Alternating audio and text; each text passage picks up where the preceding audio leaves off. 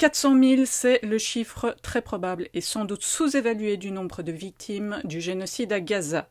On vous explique dans un instant comment on arrive à ce résultat, mais avant cela, je vous rappelle que Télé-Palestine n'existe que grâce à vos dons, qu'on a besoin de vos dons pour continuer notre travail de réinformation. Donc si vous voulez nous aider, c'est dans le lien en description de cette vidéo ou dans la bio.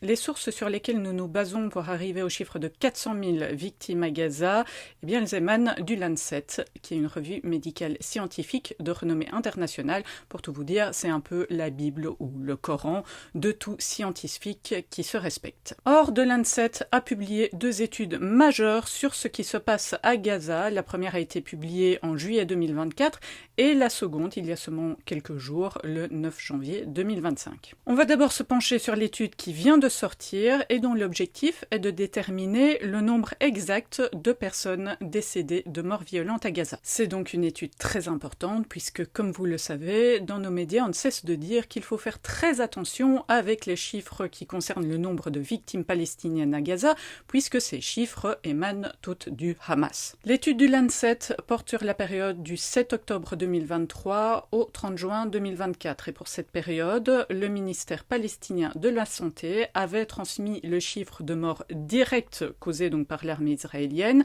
Ce chiffre était de 37 877 victimes. De leur côté, les chercheurs de l'étude du Lancet se sont basés sur 3 sources de données différentes.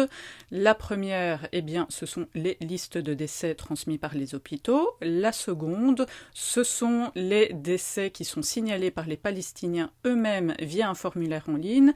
Et la troisième, eh bien, ce sont les annonces de décès qui ont été formulées sur les réseaux sociaux. Les chercheurs ont analysé ces différents éléments, ils ont retiré les doublons, les autres erreurs statistiques possibles et sont arrivés à un résultat avec une fiabilité de 95%.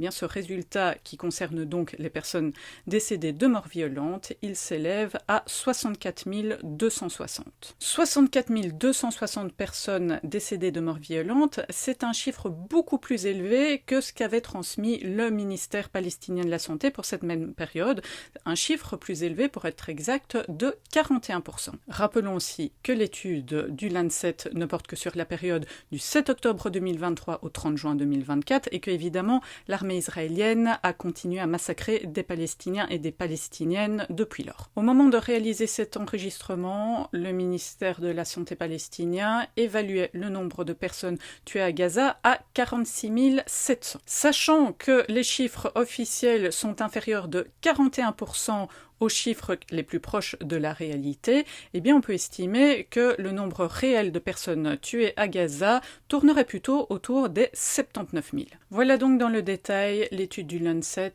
qui est sortie il y a quelques jours et qui nous permet d'avoir une idée plus précise du nombre de personnes tuées à Gaza. Précisons cependant que ce chiffre ne concerne évidemment que les personnes qui ont été tuées directement, c'est-à-dire soit qui sont décédées dans un bombardement, soit qui ont été abattues par un drone ou un soldat israélien. À côté de cela, il y a un nombre beaucoup plus élevé de personnes qui décèdent à cause du contexte génocidaire et dont les décès ne sont pas repris dans les chiffres qu'on vient de voir. Parmi ces décès indirects, on peut citer les personnes qui sont mortes de froid, de la famine, de l'absence d'eau potable, des maladies, qu'elles soient contagieuses ou non, aussi des maladies chroniques qui ne peuvent pas être soignées, ou des personnes qui décèdent après un certain temps de leurs blessures, vu qu'évidemment à Gaza, il n'y a plus ni médicaments, ni endroit un tout petit peu décent pour effectuer sa convalescence. Pour avoir une idée du nombre de ces décès indirects, on va cette fois se référer à l'étude du Lancet qui est parue en juillet 2024 et qui elle aussi étudie la période allant d'octobre 2023 à juin 2024. Vous en avez peut-être entendu parler parce que cette étude a fait beaucoup de bruit l'an dernier vu qu'elle estimait le nombre probable de personnes tuées à Gaza à 186 000. Ce chiffre est hallucinant et pourtant on va le voir, il est très probablement sous-évalué. Pour arriver à ce chiffre, les chercheurs de l'étude du Lancet sont partis des chiffres qui ont été transmis par le ministère de la Santé palestinien. Ces chiffres concernaient les morts directes et ils s'élevaient à 37 396. À ce chiffre, les chercheurs ont ajouté une estimation du nombre de décès indirects. Alors, comment ils ont évalué le nombre des décès indirects? Pour cela, ils se sont référés à un rapport de l'ONU datant de 2008 qui étudie les conflits les plus récents et qui avait alors estimé qu'on comptait généralement entre 3 et 15 victimes indirectes pour une victime directe. Pour rester prudent, le rapport de l'ONU conseillait, de manière générale, de partir du rapport de 4 victimes indirectes pour une victime directe, et c'est ce qu'ont fait les chercheurs de l'étude du Lancet. Ils ont pris le nombre de morts directs transmis par le ministère palestinien et ont ajouté le résultat de ce chiffre multiplié par 4. L'estimation de 186 000 personnes décédées à Gaza comprenait donc le nombre de morts directs et le nombre de morts indirects. Avant d'aller plus loin, notons 3 remarques importantes par rapport à l'étude du Lancet de juillet 2024.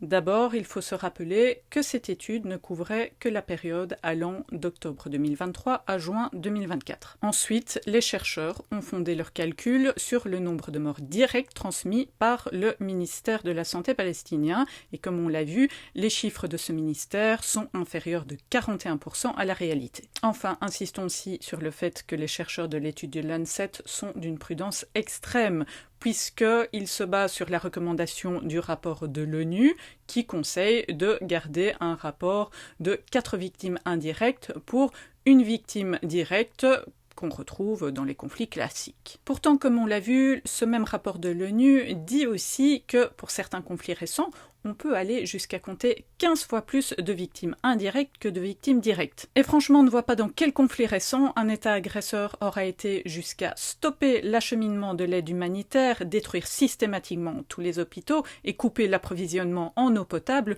comme Israël a pu le faire à Gaza. Ceci dit, pour ne pas prêter le flanc à la critique, nous allons partir du principe un peu fou que le génocide à Gaza n'aura fait que 4 victimes indirectes pour une victime directe, et à partir de là, nous allons tenter d'actualiser les chiffres avec les données en notre possession. Comme nous l'avons vu dans la première partie de cet exposé, nous savons maintenant que le nombre de morts directes, au moment de publier cette vidéo, s'élevait à 79 000. Nous allons lui ajouter son multiple de 4, qui est l'estimation basse du nombre de victimes indirectes, et qui est de 316 000. Totalisons maintenant le nombre de personnes tuées directement et le nombre de personnes tuées indirectement, et nous arrivons au chiffre de 395 000 victimes du génocide à Gaza. On nous pardonnera d'arrondir ce chiffre à 400 000 pour qu'on se rende compte de l'horreur de la situation, puis de toute façon, comme on l'a vu, nos calculs ne tiennent compte que d'une estimation très basse du nombre de victimes indirectes à Gaza. Ce chiffre de 400 000 morts nous montre qu'on est déjà au-delà de ce qui s'était passé en 1994 au moment du génocide des Tutsis au Rwanda. Avant le génocide, le Rwanda comptait 7,5